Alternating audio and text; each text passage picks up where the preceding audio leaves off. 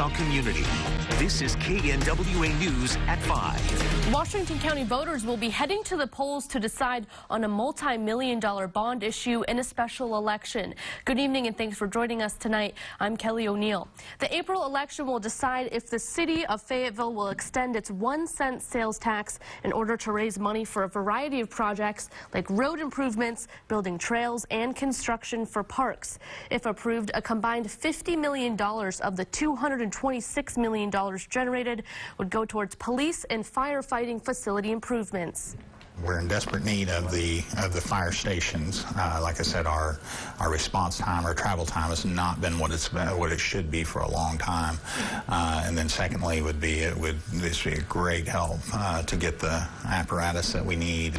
Coming up tonight on KNWA News at 10, hear from the Fayetteville Fire and Police Departments on how exactly the money will be used. The city of Mountainburg also hopes to create more space for its first responders after outgrowing its fire station.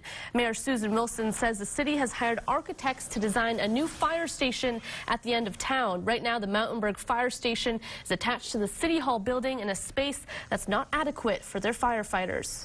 They literally have a 2-bay garage and that's it. They don't have a classroom, they don't have a kitchen, they don't have anything to hold meetings.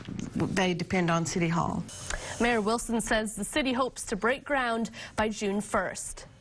Happening now, locals are collecting supplies to help flooding victims in Nebraska.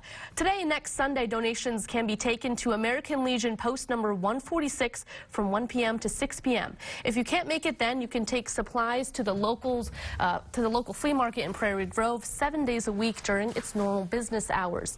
Items in need include cleaning supplies from Clorox wipes to mud boots, as well as personal hygiene items like toothpaste and feminine products. You can find a full list of these items to donate on our website, nwahomepage.com. And that's not the only way our community is showing support for the flooding victims in Nebraska.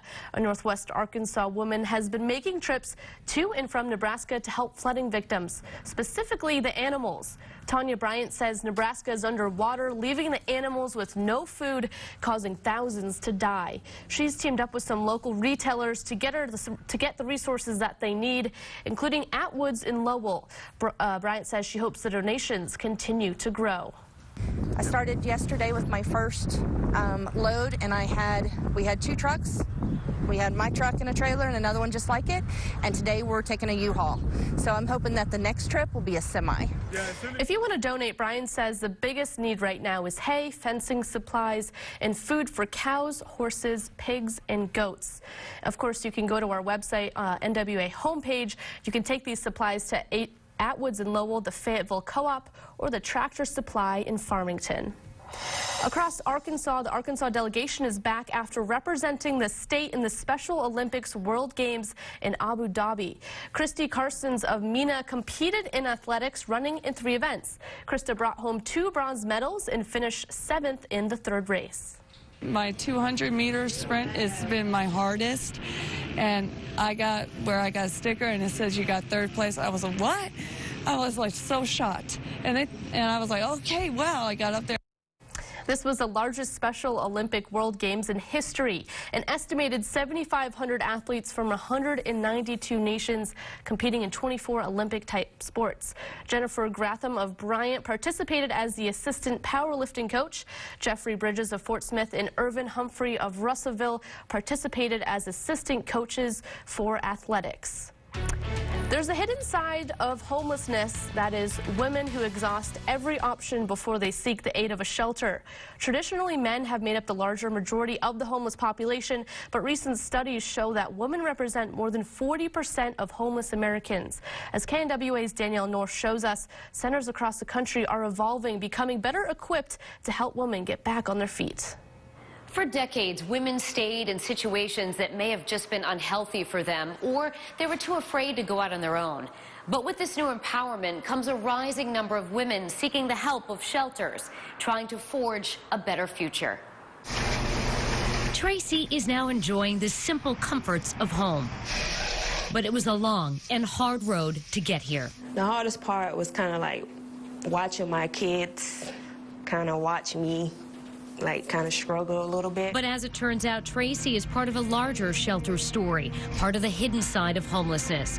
According to recent studies and from data from the U.S. Department of Housing and Urban Development, women often exhaust every other option they can before they'll stay in a shelter or transitional housing. Nationally, the total number of individuals, unaccompanied individuals experiencing homelessness is around 500,000. Women represent about 40% of that. The chronic homeless tend to be more men. So if you are a woman who's not part of a family, you're not a veteran, and you're not chronically homeless, there really aren't a lot of resources to help you get out of homelessness. But agencies across the country have recognized that gap, and the shelter system is trying to evolve to keep up with the changing demographic. Fundraisers like this annual Women Helping Women event have raised more than $1 million to help fund a new women's-only shelter and women's education training.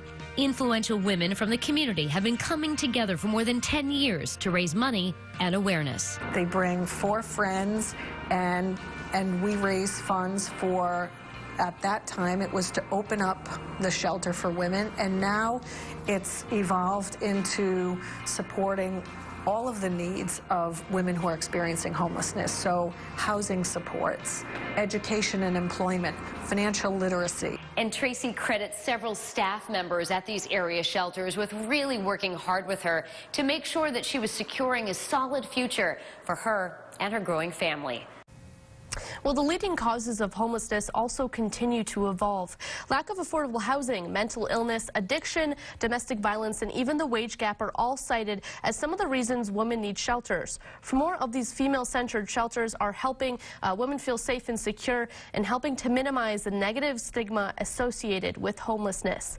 To see more stories celebrating women, head over to our website. There you'll find web-exclusive stories about women making a difference and topics to empower females. That's nwahomepage.com. Well, the natural state feeling lucky after casino gaming gets the green light.